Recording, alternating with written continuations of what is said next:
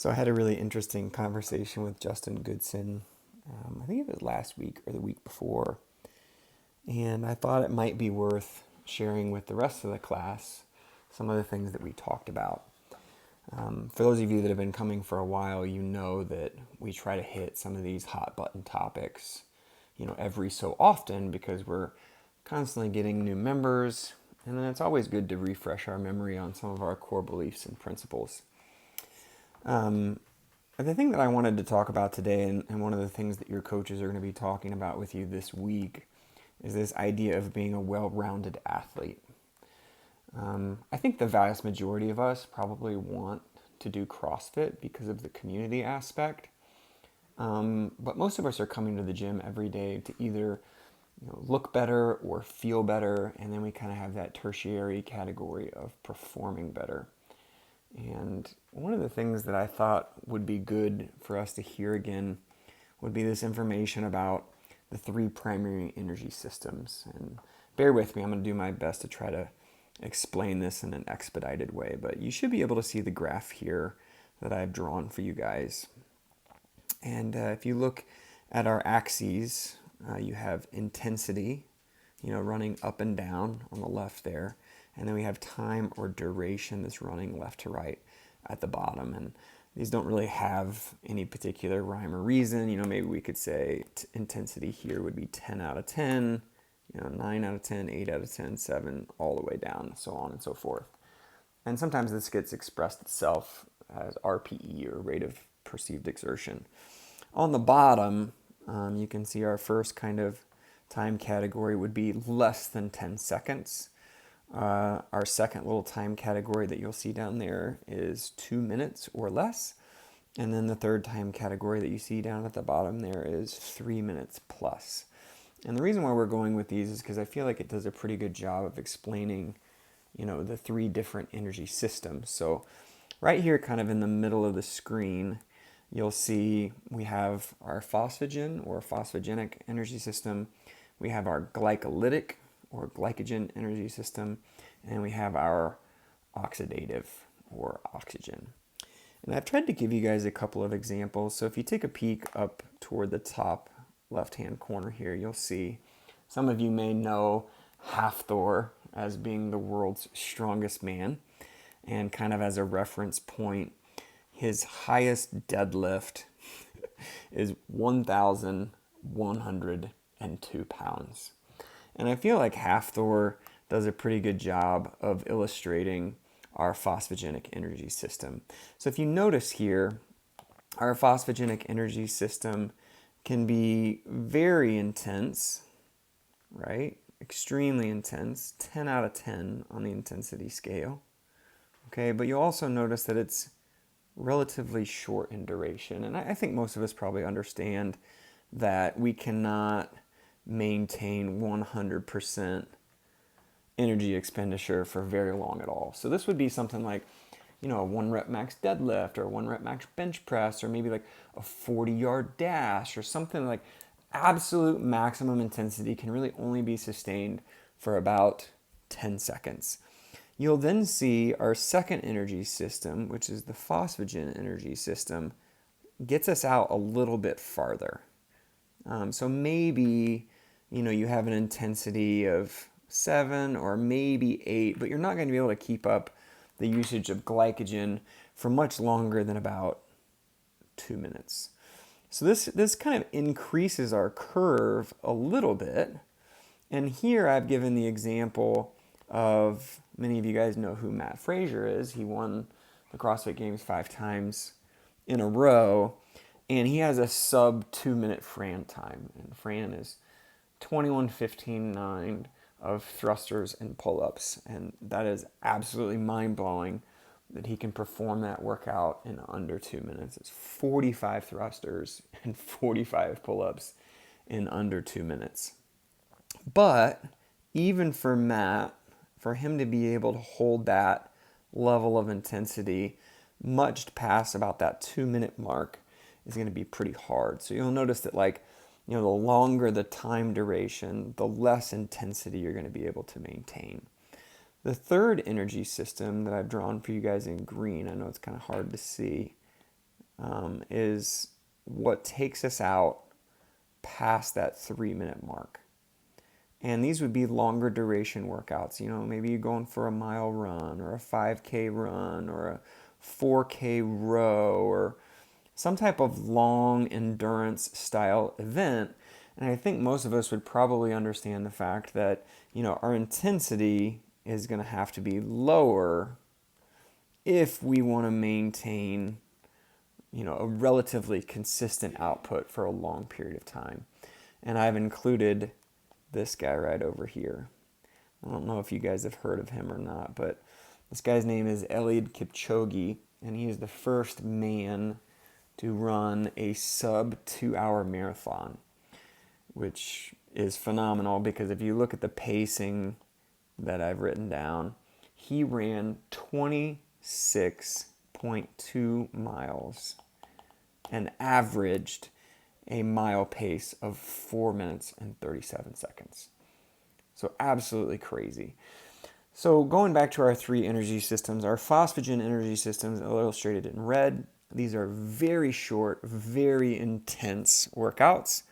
Our glycogen or glycolytic energy system can get us a little bit further. It can get us a little bit further, but we're still limited to about that 2 minute mark. And then we have to primarily rely on oxygen to fuel our longer duration workouts. So the question that I have for you right now is, what type of athlete are you? What type of athlete are you? Are you a primarily dominant phosphogenic athlete? Meaning, maybe you have some really crazy 1 rep maxes. Maybe you got really heavy back squat, or you have a really heavy deadlift or snatch, or whatever it is. Maybe you're somewhere in the middle and you're not the best at 1 rep maxes, but you do have, a respectable level of strength. But then you can also go a little bit longer in duration. And then the third category there would be, are you more of an aerobic athlete? Meaning, man, when those workouts show up on Wodify on the whiteboard and they're 10, 15, 20, 25 minutes plus, you just absolutely love those workouts because you do a pretty good job of maintaining a relatively consistent amount of energy expenditure throughout the duration of the workout. And I think if you take a minute right now and just think about that, what do you typically perform better on relative to your other time domains? Are you really good with a heavy barbell? Are you really good with like some short, intense workouts? Or do you typically do better with those longer duration workouts? And that's really the point of this. Right up here on the top, where you guys are looking right now, we want you guys to be well-rounded athletes. If you look at Hafthor's fitness curve, yes, he's incredibly strong. But if you asked Hafthor to go run a 5K, he's probably going to be walking by the end of it. And on the flip side of the coin, if you have Eliud Kipchoge, who's running a 4 minute 37 second mile, and you have him do a deadlift, he'd probably snap in half if he tried to deadlift more than 150 pounds. And we don't want that for any of our athletes. We want you guys to be well-rounded athletes. Why? Well, because we don't want any challenges that, you're faced with to leave an obstacle that's too big for you to conquer. We don't want you to have a 1,000-pound deadlift and not be able to do a pull-up. On the flip scale, we don't want you to be able to do 100 pull-ups and not be able to deadlift your body weight. We don't want you to be a really good marathon runner and then you can't do any Olympic lifting or gymnastics. So you see my grade scale in the top right here, A, B, C, D, E, F. I think this is kind of a time to check yourself before you wreck yourself. If you would describe yourself as being an A or maybe an A plus at any one thing we do in the gym, that's not necessarily a bad thing. But I would be willing to bet that if you are an A or an A plus at any one particular thing in the gym, you're probably an F at something else. And we don't want you guys to be an F at anything. In fact, I think it would be best if everyone could fall into one of those two categories, preferably closer to the B than the C. But we want you to be decently good at everything. And this is where that conversation came up with me with Justin. He says, sometimes I struggle with these longer workouts. I have trouble pacing. I have trouble, monitoring my breathing and all of this stuff. And I had a pretty simple answer for him. It really wasn't an easy answer, but it was very simple. It's like, you need to train and focus on these three energy systems. So let's use this as an example. Let's say you are a high power athlete and you come into the gym and you do a benchmark workout like, I don't know, Filthy 50 or Murph or something like that, and you find yourself doing really well for the first couple of minutes and then falling way off toward the back end of the workout, we need to focus on some of the pacing strategies that you'll find with the glycolytic energy system and the oxidative energy system.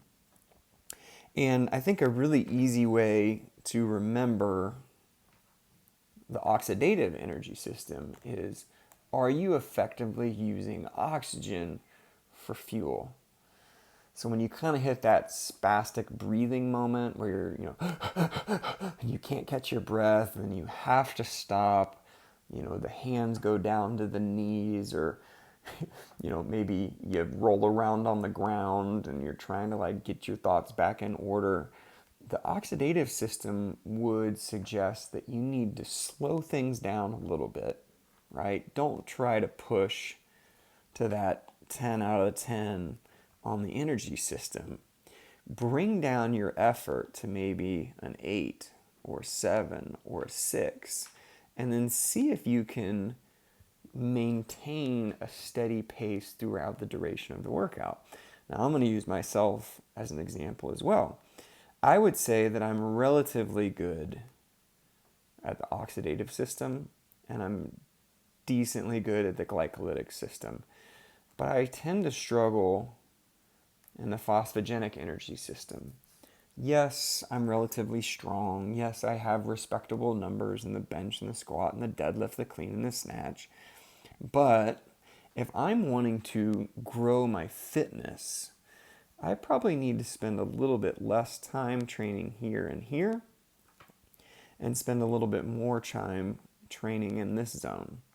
So how would an athlete who is a good aerobic athlete get better at training the phosphagen energy system? Well, for me, I think pacing needs to kind of go out the window.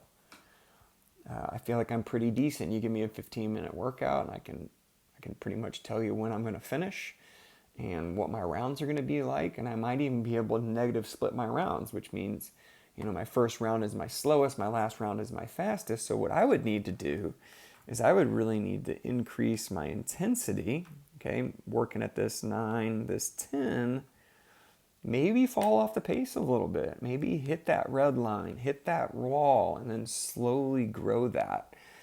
So I know that was kind of a lot of stuff to throw at you at once, but remember, our goal as CrossFit athletes is to increase our work capacity, meaning the amount of work we can do, okay, across broad time and modal domains. Meaning we don't want you to be really good at anything. We don't want you to be an A+ at anything. We want you to be a well-rounded athlete. We don't want you to be intimidated by those longer workouts, and we also don't want you to be intimidated by those shorter workouts. And yes, we can provide you guys with information about, the intended stimulus. So for example, tomorrow's workout, Monday, intended stimulus, cardiorespiratory, stamina, right? But you as athletes have the ability to tailor make each workout to yourself.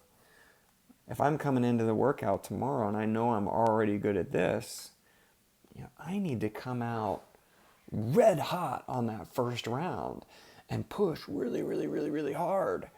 and try to stretch myself so I can be better at some of these other energy systems. Guys, there's a time and place for all three.